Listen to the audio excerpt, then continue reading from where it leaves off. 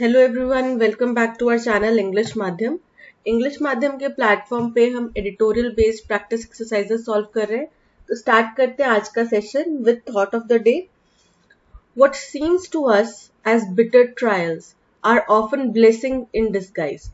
मतलब कई बार हमें लगता है ना कि यार हमारे साथ इतनी कठिन परिस्थिति क्यों हुई है, हमारे साथ ही ऐसा क्यों हुआ है ना। हमें लगता है कि कोई भगवान हमारी इतनी कठिन परीक्षा क्यों ले रहा है, राइट। बट कई बार ऐसा होता है कि वो जो परीक्षा हमारी ली जा रही है वो एक ब्लेसिंग होती है, क्योंकि उस परीक्षा के बाद हो सकता है कि हमारा व्यक्तित्व और निखर कर आए, या हमारे सामने हमारी कोई ऐसी क्वालिटी है जो हमें पता ही नहीं थी कि हमारे अंदर ये क्वालिटी भी है। ठीक है, तो उससे कभी भी किसी परिस्थिति से हमें परेशान नहीं होना चाहिए। अगर आपको लग रहा है कि आपका एक अटेम्प्ट नहीं हुआ, आपका दूसरा अटेम्प्ट नहीं हुआ, आपका पढ़ने में मन नहीं लग रहा, कुछ और ट्राई करो, कुछ और ट्राई करो। ठीक है, अगर आप बोल बोल के पढ़ रहे हैं तो आपको नहीं याद हो रहा, आप लिख के पढ़ना स्टार्ट करो, हो सकता है वो आपका ज्यादा बेहतर तरीका हो, राइट। तो आप कुछ ना कुछ, क्योंकि हल निकालने की कोशिश करेंगे। आप अगर मुश्किल में, एक इंसान अगर मुसीबत में फंसा हुआ है तो कुछ ना कुछ हल निकालने की कोशिश करेगा। उस हल निकालते निकालते वो इतना एक्सप्लोर करता है ना कि उसको पता ही नहीं चलता कि उसके अंदर इतनी सारी खूबियां भरी हुई थी, राइट। तो हम स्टार्ट करते हैं। और सेशन स्टार्ट करने से पहले कल के लेक्चर के लिए मैं अपोलोजाइज करना चाहूंगी। हाँ, मुझे थोड़ा कोल्ड था। जिन बच्चों को उसकी वजह से परेशानी है उनसे तहे दिल से माफी मांगना चाहूंगी, और जिन बच्चों ने उस बात को समझा और मेरी सेहत की चिंता जताई उनको तहे दिल से शुक्रिया। Thank you so much. Start करते हैं।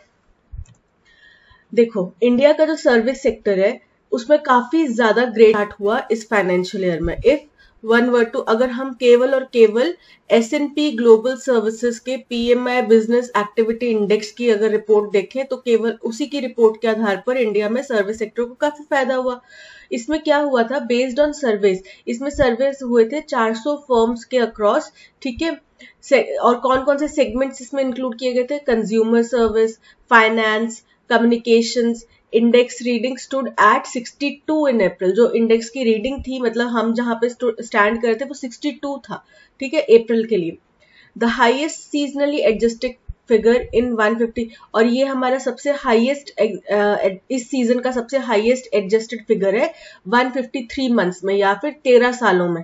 ठीक है, a reading of over 50 on index, अगर हमारी 50 से ऊपर की रीडिंग आती है इंडेक्स में, कंस्ट्रक्टेड सिंस 2005 में इंडेक्स बना था, तब से लेकर 50 से ऊपर की जो रीडिंग है वो इंडिकेट करती है कि एक्सपेंशन हुआ है एक्टिविटी लेवल्स पे रिलेटिव टू प्रीवियस मंथ, यानी कि पिछले महीने से हम आगे बढ़ोतरी ही करे हैं। ठीक है, to put the April number in perspective, the average PMI reading for service through 2022-23 was around 57।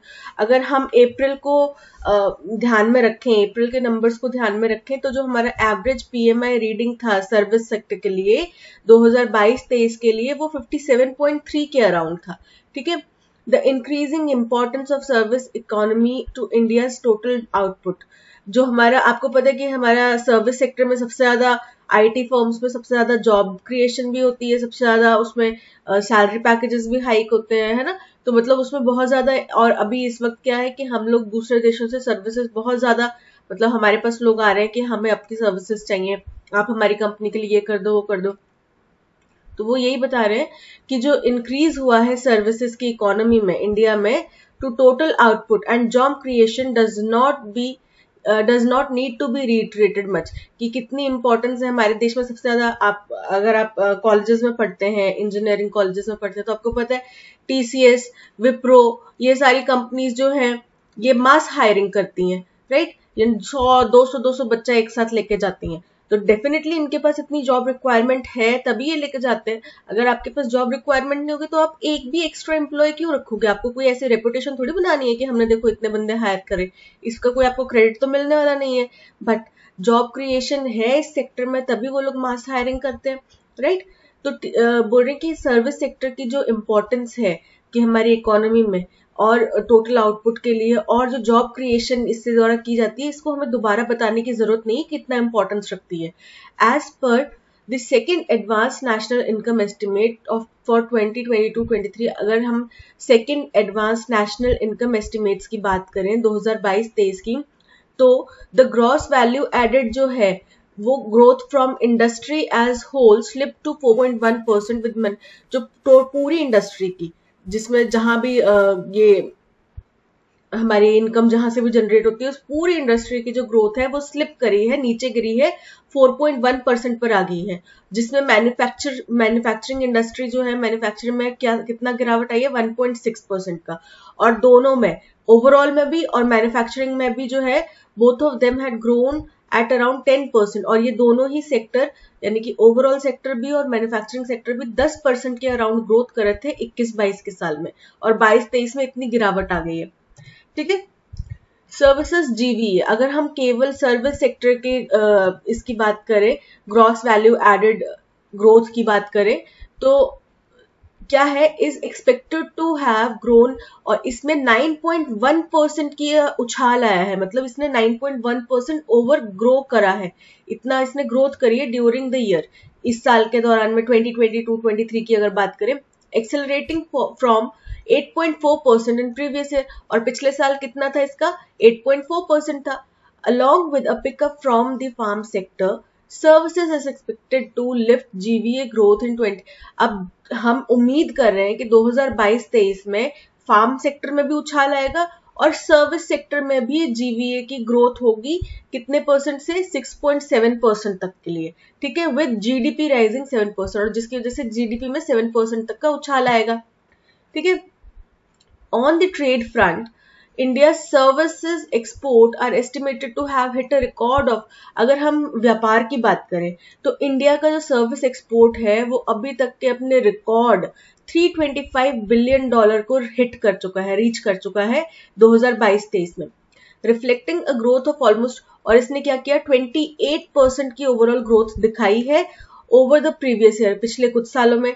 The strong uptick in such intangible trade and resultant surplus vis-a-vis imports, अगर बोल रहे हैं जो ये इतना उछाल आया है, ऐसे इंटेंजिबल मतलब होता है वो चीज जिसको आप छू नहीं सकते। ठीक है। अब सर्विस है, सर्विस को आप छू नहीं सकते, कोई आपको प्रोवाइड करा रहा है कि मेरा कंप्यूटर ठीक कर दो, उसको आप छू नहीं सकते ना, आप बता नहीं सकते, क्वांटिटी नहीं नाप सकते कि उसने कितना लेवल तक का किया है, या कितने किलो में है, कितने लीटर में है, नहीं नाप सकते, बट आपको पता है कि उसने आपका कंप्यूटर ठीक करा, आपको सर्विस दी है उसने, राइट।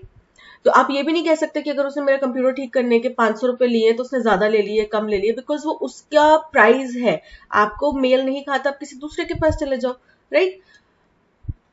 तो जो स्ट्रॉन्ग अपस्टिक है इतने इंटेंजिबल ट्रेड में, एंड द रिजल्टेंट सरप्लस, और जो इसका सरप्लस मतलब बहुतायत हुई है, ठीक है, इसकी वजह से जो इंक्रीज हुआ है, किसके रिलेटेड, इंपोर्ट्स ऑफ सर्विसेज के related, have significantly plunged the hole in India's current account deficit। इसने लगातार बड़ी काफी अच्छी मात्रा में जो हमारे करंट अकाउंट में डेफिसिट हुआ था, कमी आई थी ना, उसका जो खाई थी उसको भरने का काम कर रही है। ठीक है, सिग्निफिकेंटली काफी हद तक उसने भर दिया है और भर सकती है। by a much sharper 40% widening of goods trade deficit। और इसमें क्या हुआ, उसने भरने का काम करा, और वहीं दूसरी तरफ क्या हुआ कि हमारा गुड्स का मतलब व्यापार में चीजों का, हमने देखा ना ग्लोबल स्लो डाउन आ रहा है, तो उस वजह से हमारा एक्सपोर्ट कम होएगा गुड्स को लेके, सर्विसेज तो चलता रहेगा, गुड्स को लेके एक्सपोर्ट कम हो रहा है, तो उसकी वजह से 40% का ये जो होल की, जिस होल की बात करें ना, करंट अकाउंट डेफिसिट में जो होल था वो 40% और बढ़ गया, बढ़ोतरी हो गई, तो उसको सिग्निफिकेंटली सर्विसेज में जो उछाल आया उसने भरने की कोशिश करी। ठीक है, which is reckoned to have hit 267 billion during the year, जिसकी हमने अनुमान लगाया है कि ये कितना, कहां तक पहुंच गया, 267 बिलियन तक पहुंच गया, डॉलर तक। ठीक है, इस साल में growth in services exports during March had slipped to around 3% from 29% in February। अब सर्विसेज में जो ग्रोथ थी, पहले हम 29% की स्पीड पे हम ग्रो कर रहे थे, अब हम 3% की स्पीड पे ग्रो कर रहे हैं, थोड़ा स्लो हुई है ग्रोथ हमारी, थोड़ा नहीं काफी हद तक स्लो हुई है फरवरी की बात करें तो। However, as per the April PMI print, along with the surge in fresh demand and output for domestic services, बोल रहे हैं कि हालांकि क्या हुआ कि अगर हम अप्रैल PMI प्रिंट को नजर में डालें तो हमारा जो ये डोमेस्टिक सर्विस है, ये ना सिर्फ इसमें सर्ज आया है, मतलब उछाल आया है, फ्रेश डिमांड्स बढ़ी है, आउटपुट जो बढ़ा है इसका डोमेस्टिक सर्विस का। Outbound deals also increase at highest pace in 3 months, यानी कि बाहर से जो डील्स हो रही हैं, आउटबाउंड डील्स हो रही हैं, उसको भी बहुत ज्यादा उछाल मिला है और पिछले 3 महीनों के सबसे हाईएस्ट पे चल रहा है इस वक्त। That offers some comfort amid a strengthening global slowdown in major markets for India's IT dominated service exports। बोल रहे हैं तो इसने जो हमारा मेजरली आईटी, हमारा सबसे ज्यादा एक्सपोर्ट किस फील्ड में होता है, आईटी की फील्ड में होता है। तो इंडिया का जो एक्सपोर्ट मार्केट है वो सबसे ज्यादा आईटी डोमिनेटेड है, और उस फील्ड में जैसे हमने देखा कि ग्लोबली बहुत स्लो डाउन आ रहा है और स्लो डाउन बहुत तेज होता जा रहा है, तो उस वजह से ये जो हमने पिछले 3 महीनों का आंकड़ा देखा कि हमारा इम्प्रूव हुआ है, हाईएस्ट पे पहुंच गया है, तो ये हमें एक राहत की सांस दे रहा है। Yet the flurry of crisis in US and European financial institutions a key clientele for India's tech majors. बोल रहे हैं लेकिन फिर भी जो क्राइसिस आ रहे हैं, जो क्राइसिस में बढ़ोतरी आ रही है यूएस और यूरोप के मार्केट में, जो कि हमारा इंडिया का मेजर क्लाइंट है, यहाँ के जो कंपनीज है वो इंडिया की मेजर क्लाइंट है अगर हम सर्विसेज की बात करें तो। For instance remains a worry, तो ये फिर भी एक चिंता का विषय है। अगर हम ये भी सोच लें कि हमने अभी तक अच्छा किया है और आगे हमारे लिए चांसेस हैं, बट अगर यूएस और यूरोप की मार्केट में स्लो डाउन इतना तेज आता है तो हमारे लिए भी वो चिंता का विषय है, क्योंकि हमारा मेजर जो सर्विसेज एक्सपोर्ट है वो यूएस और यूरोप को ही हो रहा है। ठीक है, that services export growth could moderate going forward is corroborated by lower earnings guidance provided by IT companies। बोल रहे हैं कि सर्विस एक्सपोर्ट ग्रोथ जो है वो मॉडरेट की जा सकती है, हो सकती है अगर हम आगे बढ़ते जाएं। corroborated मतलब confirm to give support, ठीक है। और इसको और सपोर्ट किससे मिल जाता है, जो आईटी कंपनीज ने एक लोअर अर्निंग गाइडेंस सेट किया हुआ है, विच मीन्स कि वो अपने शेयर्स को इस तरीके से लिस्ट करते हैं कि हमारे पर कैपिटा जो पर्सन यहाँ पे अर्न कर रहे हैं उसके बेसिस पे वो अपने शेयर होल्डिंग्स को मैनिपुलेट करते हैं, लिस्ट करते हैं। ठीक है, तो उसमें क्या है, वो लोअर क्यों करते हैं, क्योंकि देखो मार्केट से जितना कम प्राइस में वो लिस्ट करेंगे उनको शायद फायदा होता होगा कुछ, ठीक है, उस हिसाब से। तो ये चीजें भी उनको सपोर्ट करती हैं कि हमारे सर्विस ग्रोथ जो है वो थोड़ा स्लो डाउन आएगा उसमें।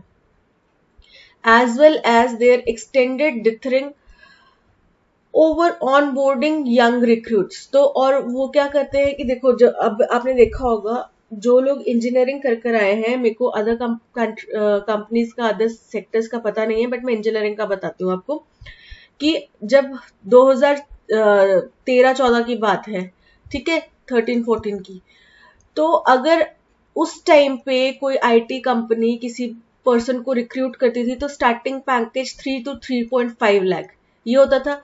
आज की डेट में अगर बात करें हम 2018-19 की बात करें या 22-23 की बात करें, तो ये जो स्टार्टिंग पैकेज है ये आज भी उतना ही है।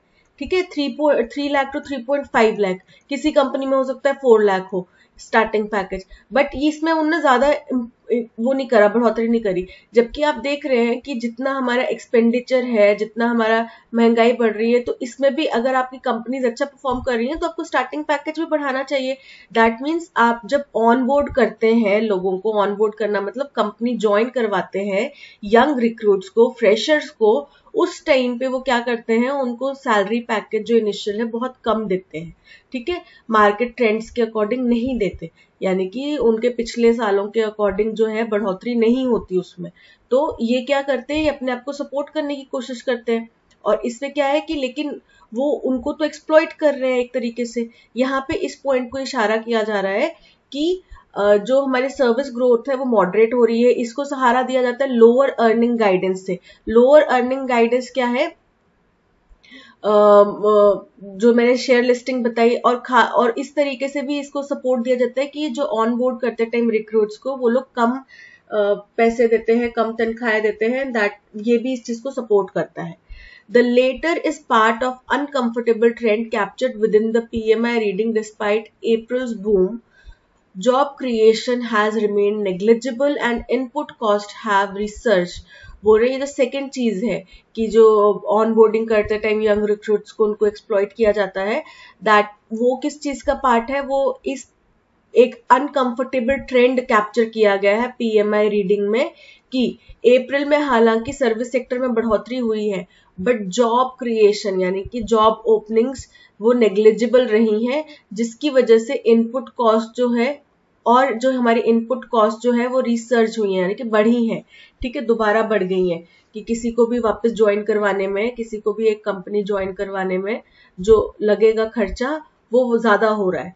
ठीक है, neither augurs well for sustaining domestic demand. और ये जो चीज है, ये ऑगर मतलब होता है कि आप किसी चीज को किसी चीज का गुड या बैड आउटपुट, तो ये जो है ये ना तो ये हमारी सस्टेनिंग डोमेस्टिक डिमांड के लिए अच्छा है और ना अच्छा है ना बुरा है, which has already taken a hit from high inflation, जिसको हमारे बढ़ती महंगाई के द्वारा काफी चोट पहुंची है। ठीक है, यानी कि जो ये स्थिति है कि जॉब क्रिएशन नहीं हो रहा, इससे हमारी डोमेस्टिक डिमांड जो है वो सस्टेनेबल तरीके से नहीं रीच हो पा रही, और इस डोमेस्टिक डिमांड को ऑलरेडी हाई इन्फ्लेशन से महंगाई, बढ़ती महंगाई दर से मार झेल रहा है ये। ठीक है, ये हमारा सारा पैसेज था। अब देखते हैं first question. Based on passage which factor is most likely to test the resilience of India service sector. कौन सा फैक्टर है जो इंडिया के सर्विस सेक्टर की कड़ी चुनौती देने वाला है, उसको परखेगा हर कदम पर।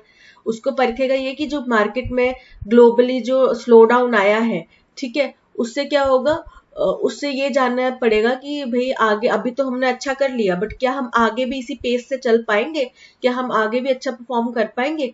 ठीक है, the increasing importance of service economy to India's output and job creation, कि हमारी जो सर्विस इकोनॉमी है उसका कितना इम्पोर्टेंस है हमारे इंडिया के आउटपुट में और जॉब क्रिएशन में।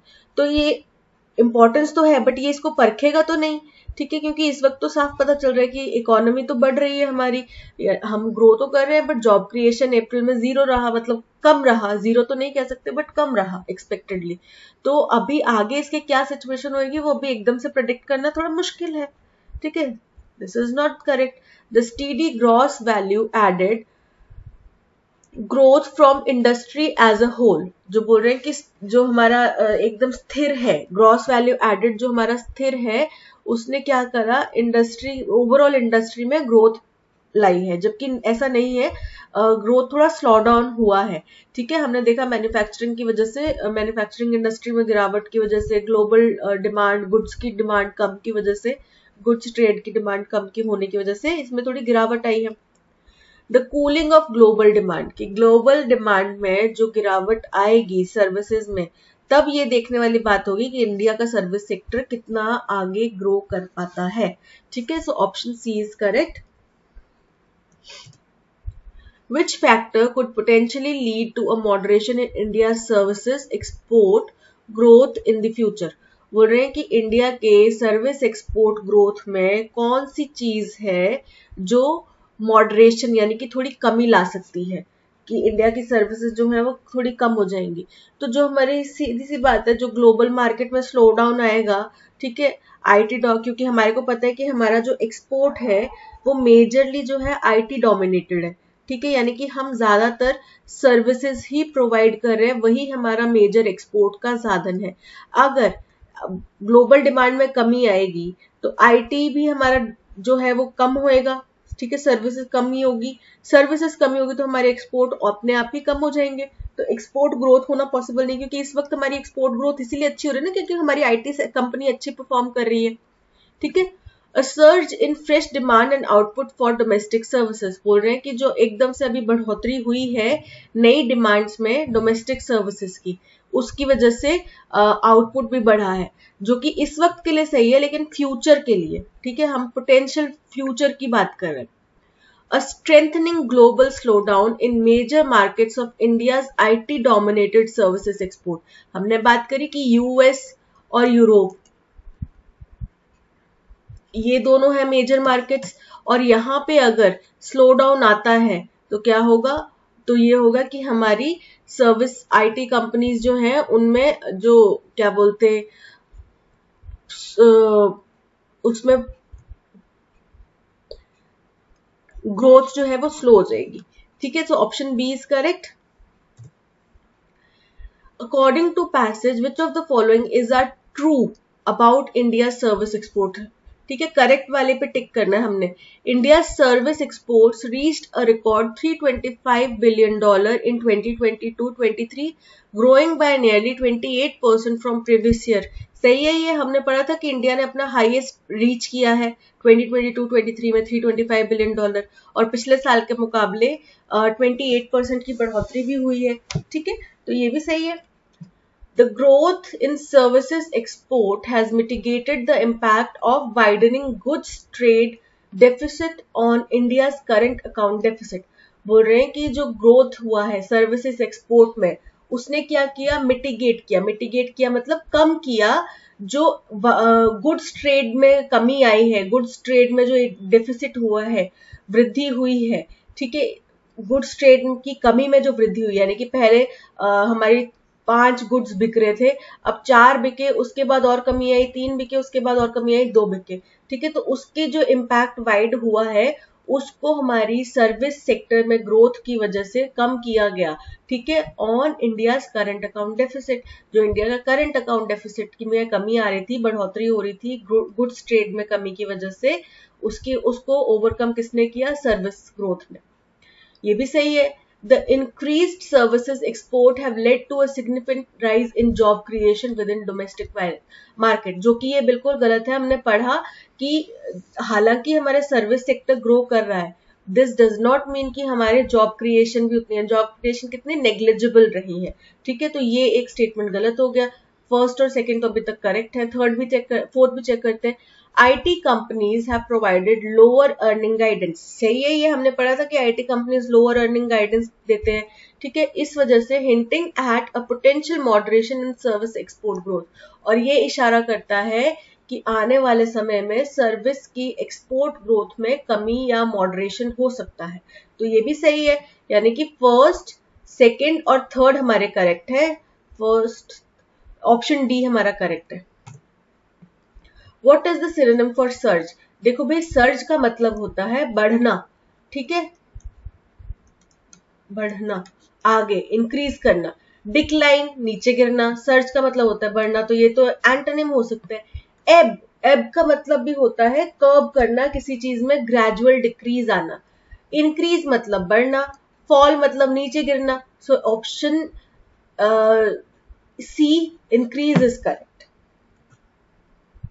According to passage, which of the following is not true about India's economy? जो गलत है स्टेटमेंट, हमने उसको टिक करना है। ठीक है, the service sector significantly contributed to growth of India's GDP। सही है ये। India's services export are estimated to have reached 325 billion in 2022-23। ये भी सही है। Growth in services export during March has increased to around 29% from 3% in February। ये जो statement है ये गलत है। क्यों?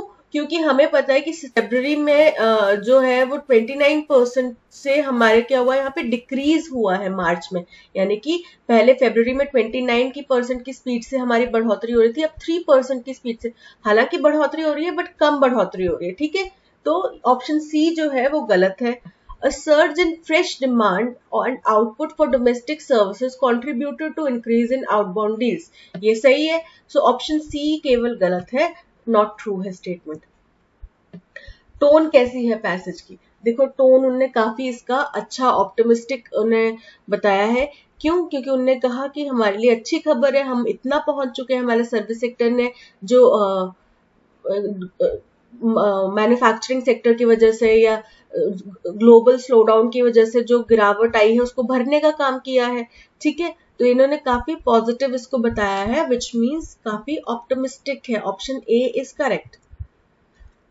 मेन थीम क्या है पैसेज की? मेन थीम यही है कि इंडिया के सर्विस सेक्टर में जो ग्रोथ हो रही है वो कितनी कारगर है। ठीक है, वो कितना अच्छा है हमारे लिए, राइट? तो देखते हैं India service sector growth, India service sector growth ठीक है, आगे चेक कर लेते हैं। Impact of high inflation on India's economy, ये तो नहीं है हाई इन्फ्लेशन का इंडिया की इकोनॉमी में क्या प्रभाव हो रहा है, क्या हमने इसके बारे में चर्चा करी है? नहीं। Troubles in US and European financial institutions, इसके बारे में सिर्फ एक लाइन जिक्र की गई है कि अगर वहां पे ट्रबल आता है तो वो हमारे लिए भी चिंता का विषय है। दैट मीन्स ये मेन थीम नहीं है पैसेज की। Challenges faced by IT companies, IT companies के चैलेंजेस के बारे में जिक्र नहीं करा, बट आईटी कंपनीज ने ग्रोथ में जो सहयोग किया है उसके बारे में जरूर जिक्र किया है। तो इन चारों में से जो क्लोजेस्ट है India service sector growth, option A is correct. Which idiom best describes the effect of service sector on India's current account deficit? कि इंडिया के जो करंट अकाउंट डेफिसिट है उसमें सर्विस सेक्टर ने कैसा सहयोग दिया, कैसा उसका प्रभाव रहा, उसको हम कैसे डिफाइन कर सकते हैं? A drop in the ocean, बहुत बड़े समुद्र में बूंद बूंद करके समुद्र भरना, या बहुत बड़े समुद्र में सिर्फ एक बूंद पानी की डालना, तो आपका सहयोग मतलब ना मात्र होगा। ठीक है। अ पीस ऑफ केक, बड़ा ही आसान टास्क था, जैसे कि एक केक का piece banana. Plunging the whole, कोई खाई है, उस खाई को भरने की कोशिश की जा रही है। तो इंडिया का करंट अकाउंट डेफिसिट जो है वो एक खाई है और हमारे सर्विस सेक्टर ने उसको भरने की कोशिश करी है। बाइटिंग द बुलेट, इसका मतलब होता है कि आप जो हमने इसको पहले भी डिस्कस करा, बाइटिंग द बुलेट मतलब कि कोई कठिन परिस्थिति को आपको फेस करना पड़ रहा है, राइट? बुलेट बाइट करनी पड़ रही है, जो कि बहुत टफ काम है, तो आप बुलेट बाइट नहीं कर सकते, यानी कि वो बहुत कठिन परिस्थिति आपको फेस करनी पड़ रही है। So option C, plugging the hole, is correct. Which of the following words is the antonym for pledged? प्लज्ड मतलब होता है भरना किसी चीज को, ठीक है, किसी चीज को फिल करना, जो कि हमने पिछले स्टेटमेंट में पढ़ा, प्लजिंग द होल यानी कि वो खाई को भरना। ठीक है। अब भरना, तो इसका ऑपोजिट क्या होएगा? खाली करना, ठीक है, हटाना, कम करना, ये होगा। वाइडेंड, वाइडेंड मतलब विस्तार और बड़ा करना, ठीक है, जो कि भरना का ऑपोजिट एंटोनिम बन रहा है। ठीक है। कवर्ड मतलब भरना, पूरी तरीके से उसको ऊपर से ढक के रखना। बैलेंस्ड, बैलेंस्ड मतलब बराबरी रखना, आधा भरा आधा खाली, बैलेंस हो गया। रिड्यूस्ड मतलब कमी करना, तो भरना के साथ हम मिलता जुलता जो है, जो इसका ऑपोजिट है वो है भरना का widened. Option A is correct. Which of the following best demonstrates the concept of critical thinking in context of the passage? कि passage के context में critical thinking की बात को कौन सी चीज demonstrate करती है? ठीक है, यानी कि आपकी सूझबूझ समझदारी को क्या चीज demonstrate करती है? The services sector in India is growing at exceptional pace, so there is no need to worry about the economy. क्या ये समझदारी की बात है कि हमारा सर्विस सेक्टर अच्छा परफॉर्म करे इसलिए हमें कोई चिंता करने की जरूरत नहीं है? तो बिल्कुल गलत है। आज अच्छा परफॉर्म कर रहा है, कल को क्या पता कैसा परफॉर्म करे, राइट? तो ये तो फ्यूचर की बात है, इसके ऊपर आप आज ही निश्चिंत होकर बैठ जाए तो गलत होगा। Despite the record breaking performance of India service sector, the lack of job creation and rising input cost may undermine future growth. बोल रहे हैं हालांकि हमारा जो इंडिया का सर्विस सेक्टर है बहुत रिकॉर्ड ब्रेकिंग तरीके से परफॉर्म कर रहा है, बहुत ही शानदार, बहुत ही उम्दा परफॉर्म कर रहा है, बट जो जॉब क्रिएशन में कमी है और इनपुट कॉस्ट जो है बढ़ रही है, जो उससे हमारी फ्यूचर ग्रोथ को कमी आ सकती है, खामी हो सकती है, नुकसान हो सकता है, जो कि ये समझदारी की बात है कि हमें निश्चिंत नहीं होना है। आज तो अच्छा परफॉर्म कर रहा है, लेकिन हम ये भी देखें कि जॉब क्रिएशन नहीं हो रहा, यानी कि हमने सिक्के के दोनों पहलुओं को देखा है। ठीक है। India's GDP growth will be steady since the service sector is performing well and is expected to continue doing so। ये बोल रहे इंडिया की जीडीपी जो है वो स्टेडी रहेगी, ठीक है, स्थिर रहेगी, क्योंकि हमारा सर्विस सेक्टर अच्छा परफॉर्म कर। ये तो वही बात होगी कि हमने सारी की सारी जिम्मेदारी जो है सर्विस सेक्टर के ऊपर छोड़ रखी है कि आप अच्छा परफॉर्म करें तो हमें चिंता करने की जरूरत नहीं। ऐसा नहीं होता। आज अच्छा परफॉर्म कर रहे हैं, कल के हालातों को पता नहीं है। ठीक है। अभी जैसे हम देख रहे हैं यूएस और यूरोप में ग्लोबल स्लोडाउन आ रहा है, वी आर नॉट श्योर कि हमारा सर्विस सेक्टर उसी तरीके से परफॉर्म कर पाएगा। तो हमें निश्चिंत होकर नहीं बैठना है, हमें दूसरे संसाधन तराशने पड़ेंगे। ठीक है, the tech industry in India should not be affected by any crisis in US and European finance. ये भी बड़ी बेवकूफी की बात है, क्योंकि हमारे जो मेजर क्लाइंटेल है वो यूएस और यूरोपियन फाइनेंशियल इंस्टीट्यूशंस है। तो इस वजह से अगर वहां पे कुछ भी छेड़छाड़ होती है उनके साथ में, दैट मीन्स हमारी टेक इंडस्ट्री भी सफर करेगी। So option B is correct. The Reserve Bank of India's decision to raise its benchmark policy rate yet again, कि रिजर्व बैंक का जो फैसला है कि हमारे जो बेंचमार्क पॉलिसी, बेंचमार्क मतलब कि अभी तक के जो एकदम हाईएस्ट पीक पर पहुंच चुके, एक बेंचमार्क अटेन कर चुके जो पॉलिसी रेट है, उनको दोबारा रेज किया, उन्हें बढ़ाया है by a smaller quantity quarter percentage point. तो अब यहाँ पे बोल रहे हैं कि वो काफी छोटे क्वार्टर परसेंटेज पॉइंट से बढ़ाया गया है, रिफ्लेक्ट्स अ वेलकम रिजॉल्व, और इसको स्वागत किया गया। तो बढ़ाया तो गया है बट बहुत स्मॉल क्वांटिटी से बढ़ाया गया है, ठीक है, या फिर ऑल्दो बहुत स्मॉल क्वांटिटी से। यहाँ पे हालांकि का भाव आ रहा है कि बढ़ाया गया है बट काफी कम बढ़ाया गया है, ठीक है। तो वो एक तरह से एक्सक्यूज इसको बता रहे हैं। तो बट ऑल्दो, दो, ऐसी चीजें यहाँ पर आएंगे, ऐसे वर्ड्स यहाँ पर आएंगे। Committed to ensuring durable price stability, ठीक है, तो इसको स्वागत किया गया है इसका, क्योंकि हमें पता है कि ये उनका कमिटमेंट जो है कि हमें स्टेबिलिटी लेकर आनी है, प्राइस स्टेबिलिटी लेकर आनी है, उसकी तरफ एक कदम है। Given that monetary policy committee's primary mandate is to dash retail inflation towards a 4% target, कि जो प्राइमरी पर्पस है, मेन पर्पस है मॉनेटरी पॉलिसी कमेटी का, वो क्या है कि रिटेल इन्फ्लेशन को 4% टारगेट की तरफ क्या किया जाए, धकेला जाए, मूव किया जाए उस तरफ, ठीक है, यानी कि उसका डायरेक्शन 4% टारगेट की तरफ बनाया जाए, ठीक है, यानी कि हमने यहाँ पे इसको डायरेक्शन देना है। And that core price gains have stayed stuck above or almost 6% for 20 months, और जो हमारा कोर प्राइस गेन है वो पिछले 20 महीनों से 6% या उससे ऊपर पर ही अटके हुए हैं, जो कि चिंता का विषय है। The rate setting panel voted by 4/2 majority to continue tightening policy.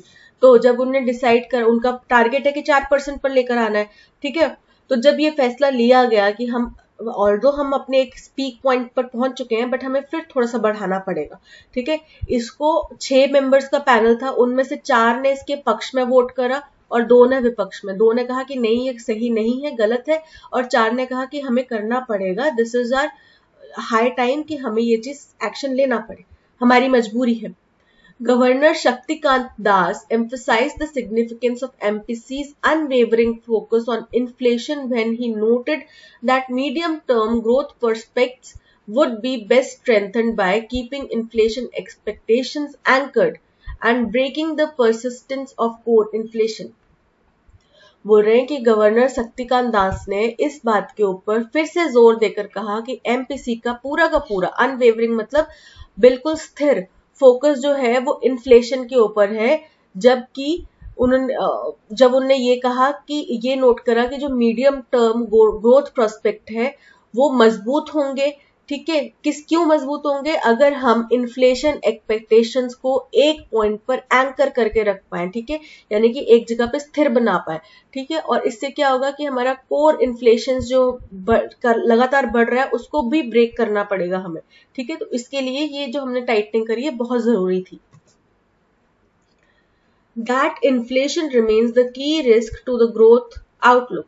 Inflation जो है वो हमारी बढ़ती हुई ग्रोथ को, अगर हमें ग्रोथ चाहिए, उसका जो हमारा ब्लूप्रिंट बनना है, उसमें इन्फ्लेशन जो है बहुत रिस्की चीज है। Notwithstanding the easing in the headline print for retail price gains over November and December stressed by the MPC, और जो कि क्योंकि ये इन्फ्लेशन बढ़ रहा है, हमने उम्मीद करी थी पहले कि ये कम होगा, नॉट विथ, तो ये उसके साथ ये मेल नहीं खा रहा कि जब हमने पहले बोला था रिटेल प्राइस के लिए नवंबर दिसंबर में कि कम होगा, ये थोड़ा कमी इसमें आएगी, ठीक है, तो उसके साथ में मेल नहीं खा रहा क्योंकि ये लगातार बढ़ते जा रहा है। और ये किसकी रिपोर्ट में आया था, किसने पहले कहा था, एमपीसी ने कहा था। The panel pointed dash the deflation in vegetable prices in end 2022 and cost. तो पैनल ने किसकी तरफ इशारा किया, पॉइंटेड एट या पॉइंटेड टू, ठीक है, किसकी तरफ इशारा किया? वेजिटेबल प्राइसेस की तरफ, जो उसमें गिरावट आई है 2022 के अंत तक, जो वेजिटेबल प्राइसेस में कमी आई थी, गिरावट आई थी, एंड कॉशन्ड, और उनने इशारा किया, उनने हमें समझाया या सचेत किया that this trend could likely dissipate as summer approaches and prices harden, और बोल रहे कि ये जो है ये बाद में हट सकता है, ये गायब हो सकता है, अभी जो कमी आई है ये बाद में बढ़ सकता है, क्योंकि सब गर्मी आने वाली है, गर्मी आएंगी तो प्राइसेस और ज्यादा मजबूत हो जाएंगे और ज्यादा बढ़ जाएंगे। Commodity prices are also expected to see upward pressure globally, कि जो हमारे जो भी जरूरत की चीजें हैं, कोई भी चीज है, उसके प्राइस भी हम लोग देख रहे हैं कि ग्लोबली भी उनके प्राइसेस बढ़ने वाले हैं, given the lifting of most Covid related restrictions particularly in China. क्यों? क्योंकि अब जब सारी कोविड रिलेटेड रिस्ट्रिक्शंस खास तौर पे चाइना में हट चुकी हैं, तो अब ग्लोबल डिमांड बढ़ने वाली है, डिमांड मतलब इसमें प्राइसेस में बढ़ोतरी होने वाली है। Specifically the recent dash in Brent futures and the intensifying Ukraine conflict forebodes the possibility that oil costs may well upset the RBI's assumption। बोल रहे हैं कि अगर हम खास तौर पे अगर हम उन बातों को देखें कि ब्रेंट फ्यूचर्स में जो रीसेंट क्या है ट्रेंड्स है, and the intensifying Ukraine conflict, और जो यूक्रेन रशिया वॉर जो और गंभीर होता जा रहा है, इससे एक और पॉसिबिलिटी है कि ऑयल के प्राइसेस भी बढ़ेंगे, जो कि आरबीआई ने जो पहले एजम्पशन लगाया था कि एवरेज प्राइस जो है $95 पर बैरल रहेगा इंडिया के लिए, वो भी आरबीआई को निराश कर सकता है, ठीक है, क्योंकि प्राइसेस में बढ़ोतरी की चांसेस हैं। ओके, पहला देखते हैं, the Reserve Bank of India decision to raise its benchmark policy rate yet again, ठीक है, by a smaller quarter percentage point given, मतलब अगर देखा जाए तो या दिया जाए तो क्या यहाँ पे गिवन होगा? गिवन तो नहीं होगा, राइट। थ्रू आउट मतलब उस दौरान लगातार वो बना रहा, यानी कि मैं 2012 से 2016 में इंजीनियरिंग कर रही थी, उस दौरान मैं अपने खर्चे पूरे करने के लिए ट्यूशंस पढ़ा रही थी, तो थ्रू आउट मतलब उस दौरान, जिस टाइम पीरियड की आप बात करें उस पूरे समय के दौरान में। बारिंग मतलब किसी चीज को निषेध करना कि इसको छोड़ के बाकी सब के ऊपर ये लागू होगा, राइट, या फिर इनको छोड़ के बाकी सब अंदर जाने को अनुमति है सबको, ठीक है। अल्बेट मतलब ऑल्दो या फिर दो या फिर बट, तो अल्बेट मतलब albeit by a smaller quarter percentage point, यानी कि ऑल्दो बाय अ, क्योंकि वो बहुत, हालांकि बढ़ाया गया बट बहुत थोड़ा सा बढ़ाया गया, ठीक है। यहाँ पे option D is correct. Given that Monetary Policy Committee's primary mandate is to dash retail inflation towards 4% target, कि उसको 4% टारगेट की तरफ लेके जाना है, ठीक है। स्टीयर मतलब डायरेक्शन देना, स्टीयरिंग व्हील होता है ना, वो क्या करता है? डायरेक्शन देता है हमारी गाड़ी को, राइट। तो यहाँ पे स्टीयर बोल रहे हैं, डायरेक्शन दे रहा। रेंडर मतलब होता है किसी चीज को बनाना, किसी चीज का प्रभाव किसी के ऊपर क्या पड़ेगा, ठीक है। The effect of global policy tightening is, यानी कि monetary policy tightening on our economy, क्या होगा उसका प्रभाव। काउंटर मतलब उसके विपक्ष में, ठीक है, उसके अगेंस्ट में। डिस्कवर मतलब ढूंढ निकालना, फाइंड आउट करना कुछ चीज, ठीक है। तो यहाँ पे क्या हमने रिटेल इन्फ्लेशन को 4% टारगेट की तरफ फाइंड किया है? नहीं। काउंटर किया है? नहीं।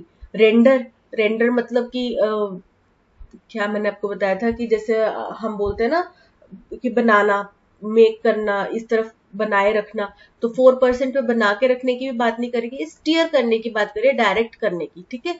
So option A is correct. The inflation remains the key risk to growth outlook, notwithstanding the easing in the headline print for retail price gains over November and December dash stressed by MPC। अब देखो यहाँ पे एक verb आएगा, ठीक है, कैसा verb आएगा? Is stressed by MPC, was stressed by MPC, are stressed by MPC और were stressed by MPC। अब देखो पास्ट की बात है कि इन्फ्लेशन आउटलुक जो है वो उस पे बना रहेगा, ऐसा किसने कहा था? नवंबर दिसंबर में एमपीसी ने कहा था, ठीक है, कहा था, पास्ट की बात है। तो was और were दोनों पास्ट में है, तो दोनों के ऊपर दोनों पॉसिबल है, तो बी और ए को तो डी को तो हटा दो, ठीक है, इज और आर हटा दो। अब जो यहाँ पे सब्जेक्ट है, दैट इन्फ्लेशन रिमेन्स की रिस्क टू ग्रोथ आउटलुक, ये हमारा सब्जेक्ट है। ठीक है, तो अगर हमारा सब्जेक्ट प्लूरल है तो प्लूरल आएगा, यहाँ पे हमारा सब्जेक्ट जो है सिंगुलर है। ठीक है, तो हमारा वर्ब भी कैसा आएगा, सिंगुलर आएगा, यानी कि वर्ब तो नहीं आएगा, which mean was stressed by MPC. ये जो वर्ड्स है किसने कहे थे, ये एमपीसी ने कहे थे। ठीक है, so option C is correct. The panel pointed dash, अब पॉइंट किस तरफ करते हैं हम, पॉइंटेड इनटू करते हैं, पॉइंटेड बाय या पॉइंटेड इन, तो बेसिकली पॉइंटेड टू। ठीक है, option A pointed to is correct. Specifically the recent dash in Brent futures and the intensifying Ukraine conflict, तो जो recent क्या है, stand है, यानी कि व्यू है, किसी का नजरिया है, किसी का स्टांस है, पोजीशन है, व्यू पॉइंट है। डिस्कॉर्ड, डिस्कॉर्ड मतलब होता है डिसएग्रीमेंट, तो रीसेंट जो डिसएग्रीमेंट है ब्रेंट फ्यूचर्स में। या लगार्ड, लगार्ड मतलब होता है अंडर अचीवर, जो रीसेंट अंडर अचीवर है ब्रेंट फ्यूचर्स में। या फिर recent up trend, up trend मतलब किसी चीज में अपवर्ड टेंडेंसी होना, जो रीसेंट उछाल आने के चांसेस है ब्रेंट फ्यूचर्स में। ठीक है, तो यहाँ पे उछाल की बात की जा रही है, अप ट्रेंड की बात की जा रही है, option D is correct. In the afternoon before the dinner, the Maharaja entered the kitchen to survey the dishes that had been prepared for the feast. कि आफ्टरनून में डिनर से पहले महाराज जो थे वो किचन में गए ताकि वो निरीक्षण कर सके कि कौन कौन सी डिशेस प्रिपेयर की जा रही है, कैसे प्रिपेयर की जा रही है, उनका निरीक्षण करने के लिए वो पहुंचे। और ये किस लिए प्रिपेयर की जा रही थी, फीस्ट के लिए।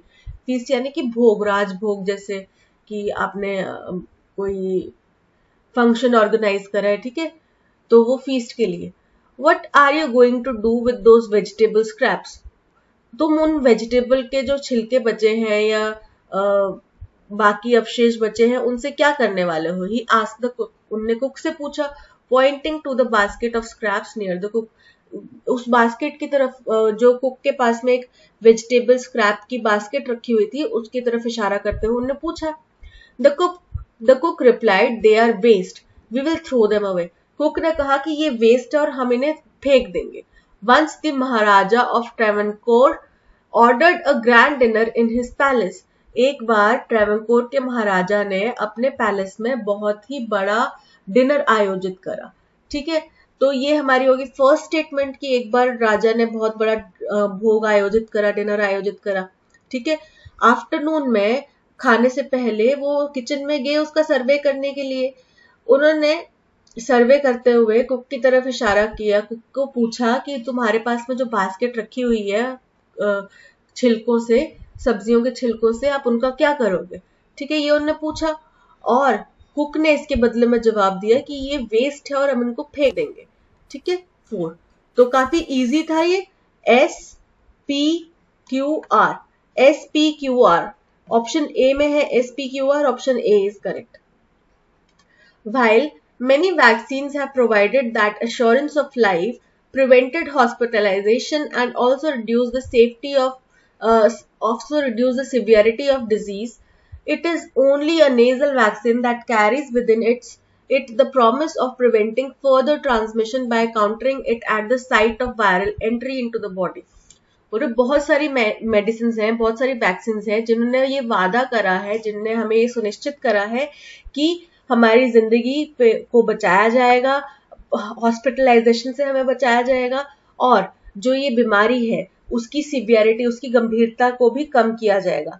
लेकिन केवल और केवल नेजल वैक्सीन, नेजल वैक्सीन मतलब नाक में डालने वाली जो वैक्सीन है, उसमें इतना पोटेंशियल है, वही इतना बड़ा प्रॉमिस हमें देती है कि आगे कोई भी ट्रांसमिशन नहीं होगा, क्योंकि जहां पे वायरस की एंट्री है, यानी कि हमारे नाक के थ्रू वायरस एंटर कर रहा है, वहीं पे उसको काउंटर कर दिया जाएगा, वहीं पे उसको खत्म कर दिया जाएगा, तो आगे फर्दर ट्रांसमिशन नहीं होगा। ठीक है, ये वादा केवल और केवल एक नेजल वैक्सीन कर पा रही है। In that sense, the announcement that a nasal vaccine had been given emergency use authorization for use as primary immunization to 18+ age group is welcome. और इस सेंस में अगर इस तरीके से हम देखें तो ये जो अनाउंसमेंट किया गया कि नेजल वैक्सीन को इमरजेंसी ट्रायल के लिए इमरजेंसी ऑथराइजेशन दे दिया गया कि शुरुआती इम्यूनाइज करने के लिए।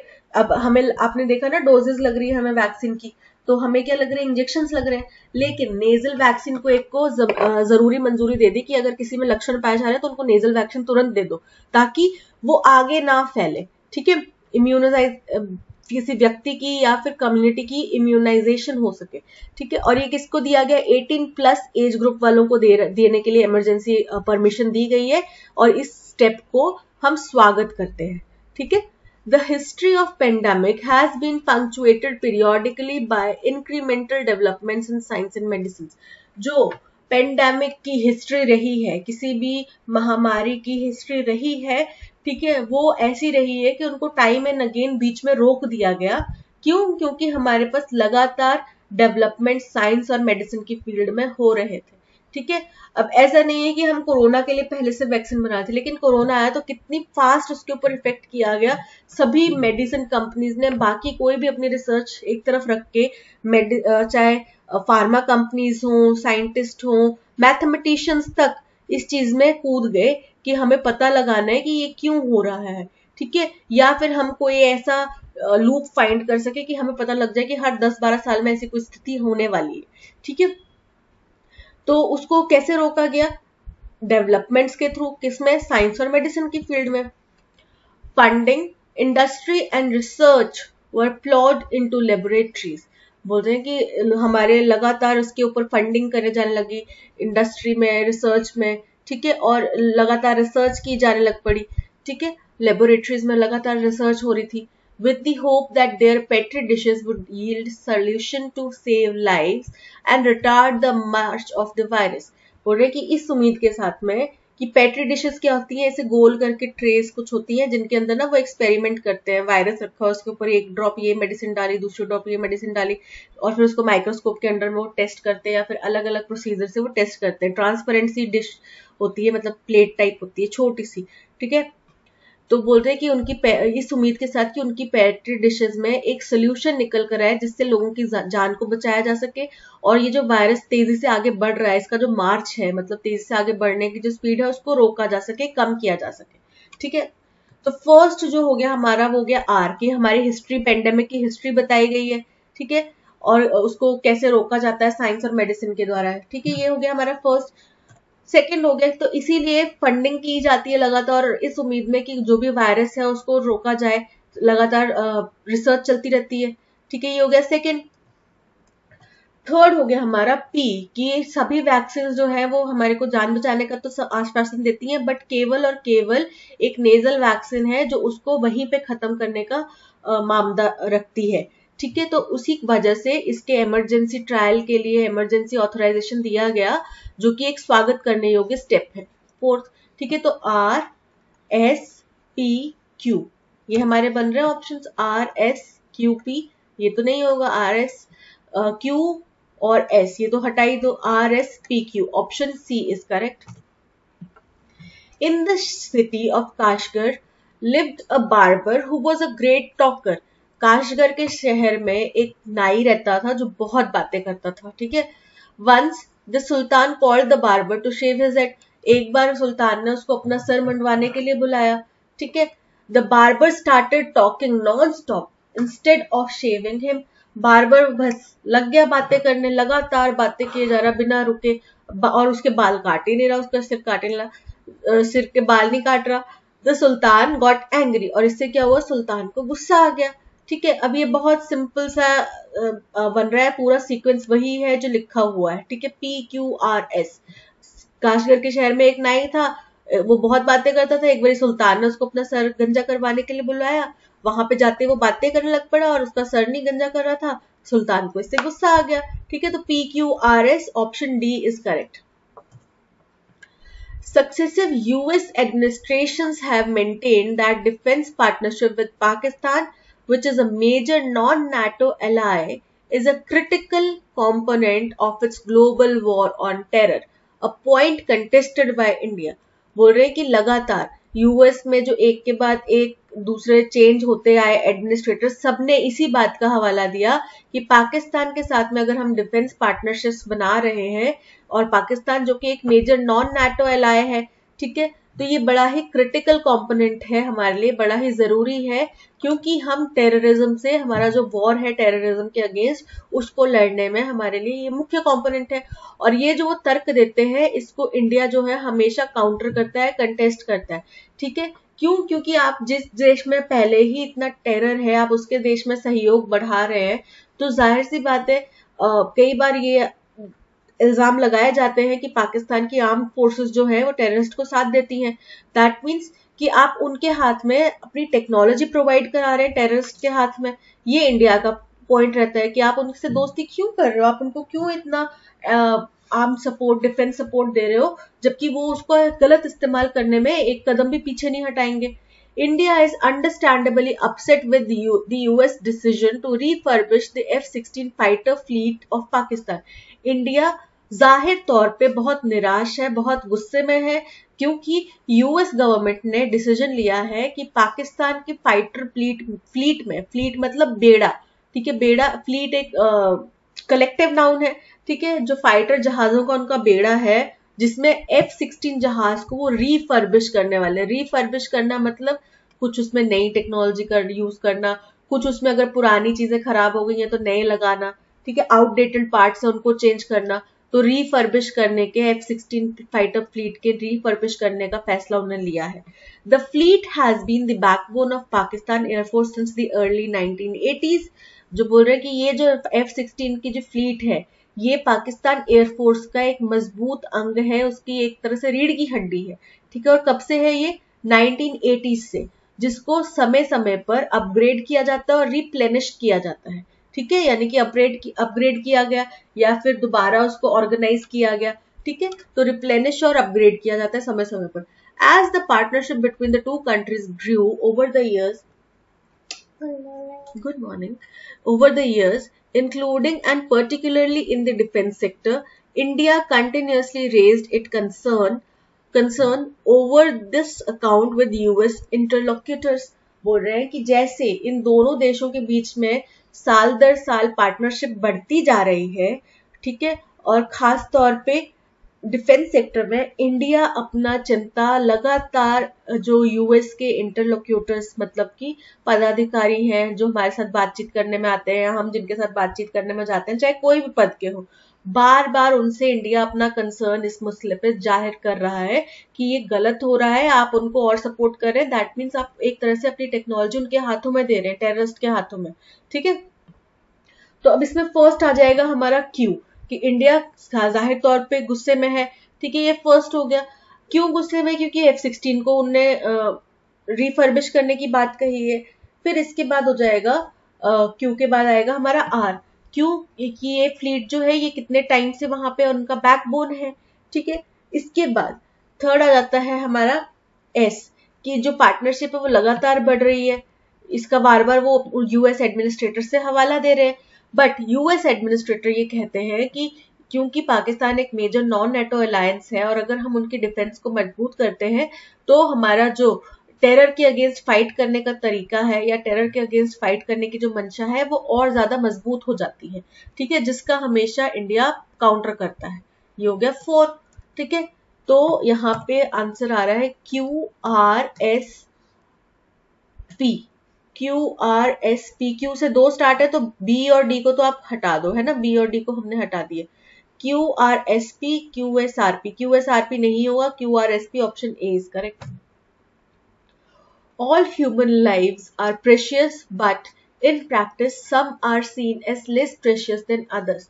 बोले सभी इंसानों की जानें जरूरी है, कीमती है, लेकिन ये हकीकत में अगर हम देखें, मतलब रियलिटी अगर देखें, कहने को तो हम कहते हैं कि हर इंसान की जान जरूरी है, लेकिन अगर हकीकत देखें, ग्राउंड रियलिटी देखें, तो कुछ लोगों की जानें कम कीमती जाहिर होती हैं, देखी जाती हैं। कैसे?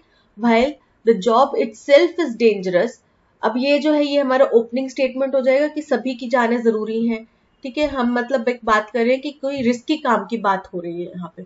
While the job itself is dangerous, as several other human pursuits are, sewage cleaning involves working with human excreta and can not be seen without invoking the concept of dignity of labour. बोल रहे हैं कि सभी बहुत ये जो job है ये अपने आप में बड़ी डेंजरस है, जैसे कि और कुछ जॉब्स है, ठीक है, लेकिन सीवेज क्लीनिंग जो है उसमें आपको खास तौर पे हमारा जो ह्यूमन वेस्ट है उसके साथ में डील करना पड़ता है, ठीक है, और ये किसी भी इंसान की लेबर की डिग्निटी को इन्वोक किए बिना नहीं हो पाता। यानी कि आप ह्यूमन, आपने देखा होगा पहले सिर पे मैला ढोना की प्रथा चलती थी, दैट मीन्स जो आप ह्यूमन वेस्ट है उसको तसला में, बकेट में, किसी बड़े बड़े कंटेनर्स में इकट्ठा करके सिर पे लेके जाके दूसरी जगह फेंकते थे। अब डेफिनेटली अगर हमारे घर का पॉट है तो हम तो नहीं कर रहे वो काम, राइट? वो काम कौन कर रहा है? जिन लोगों को हम इस लायक नहीं समझते कि वो हमारे साथ बैठे, राइट? ये हमारी मेंटालिटी थी। तो यानी कि हमने उन लोगों की डिग्निटी गिरा दी, उन लोगों का जो ये काम कर रहे हैं, हालांकि वो हमारे घर की एक गंदगी साफ कर रहे हैं, बट हमने उन लोगों को इस लेवल पे गिरा दिया कि ये लोग हमारे साथ बैठने के लायक नहीं है। दैट मीन्स ये लोग ये काम कर सकते हैं, हम ये काम नहीं कर सकते। ह्यूमन बेस तो हमारा है, क्यों नहीं कर सकते हम एक बार करके तो देखें, राइट? बट हमने उस पर्सन की डिग्निटी इतनी नीचे गिरा दी, उसकी इंपॉर्टेंस इतनी नीचे गिरा दी, ठीक है? To allot the task of removing excreta and cleaning sewers to human when machines are able to do the work is a gross violation of rights. अब हमारे पास जो सीवर लाइंस हैं उनको क्लीन करने के लिए मशीन्स अवेलेबल है, but still ये काम इंसानों से करवाया जा रहा है, ह्यूमन बीइंग से करवाया जा रहा है, ये बहुत ही बड़े तौर पे ह्यूमन राइट्स का वायलेशन है। Despite the efforts of courts and government, law and enforcement have been enabled to keep a certain category of workers out of harm's way, those who are engaged in sewage cleaning. बोल रहे हैं हालांकि हमारे courts ने, governments ने बहुत ज्यादा इसके ऊपर एफर्ट दिया, बट जो हमारे लॉ एनफोर्समेंट एजेंसीज रही वो इस चीज में विफल रही कि कुछ लोगों की जान को जोखिम में डालने से बचा जाए, ठीक है? खास तौर पे जैसे कि जो सीवेज क्लीनिंग में लोग इंगेज होते हैं। तो यहाँ पे बात करी लोगों की जान की, बहुत इंपॉर्टेंस है। यहाँ पे बात करी कि गवर्नमेंट ने और कोर्ट्स ने इसके ऊपर एफर्ट्स करे, बट हम अभी भी उन लोगों की जानों को नहीं बचा पा रहे डेंजर में डालने से, ठीक है? क्यों? यहाँ पे पहली बार जिक्र किया गया सीवेज क्लीनिंग का, तो ये हो गया सेकेंड पॉइंट। अब सीवेज क्लीनिंग की बात कही कि ये जॉब जो है अपने आप में डेंजरस है, ठीक है, और बहुत ज्यादा, जैसे कि बहुत ज्यादा और जॉब्स भी हैं, बट इसमें हमें ह्यूमन एक्सक्रीटा से डील करना पड़ता है, और जिस वजह से हमने ह्यूमन की डिग्निटी को, जो लोग इस काम को करते हैं उनकी डिग्निटी को नीचे गिरा दिया है, ठीक है? ये हो गया थर्ड पॉइंट। जबकि हमारे पास अवेलेबल है मशीन्स वगैरह, फिर भी हम इंसानों को इसमें लगा रहे हैं, जो कि ह्यूमन राइट्स का वायलेशन है। ये हो गया फोर्थ पॉइंट, ठीक है? तो फर्स्ट हो गया PSQR। PSQR, पी से देखो दो स्टेटमेंट स्टार्ट हो रहे हैं, तो ए और बी तो हटा दो। PSQR, option C is correct, D हट गया, ठीक है? आज के सेशन में इतना ही। मिलते हैं इस सेशन की जो PDF है वो आपको मिल जाएगी टेलीग्राम चैनल पे। ऑडियो एक्सप्लेनेशन आर्टिकल का word by word audio explanation भी आपको टेलीग्राम चैनल पे मिल जाएगा। टेलीग्राम चैनल का लिंक आपको डिस्क्रिप्शन में दे दिया गया है। इसके अलावा प्ले स्टोर से ऐप भी डाउनलोड कर सकते हैं, ऐप का लिंक भी आपको डिस्क्रिप्शन में दे दिया है, ठीक है? अगर कंटेंट पसंद आया तो लाइक शेयर सब्सक्राइब जरूर करना। आप खुद ही बोल रहे हैं व्यूज में कमी है, कंटेंट अच्छा है फिर भी व्यूज में कमी है, तो आप शेयर करिए, ठीक है? अपने फ्रेंड्स को, फैमिलीज को, जो भी गवर्नमेंट एग्जाम की तैयारी करें उनको बताइए इस बारे में, हमारे बारे में, ठीक है? और आज के सेशन में इतना ही। Thank you so much for watching. मिलते हैं नेक्स्ट सेशन में, तब तक keep learning, keep practising and stay healthy.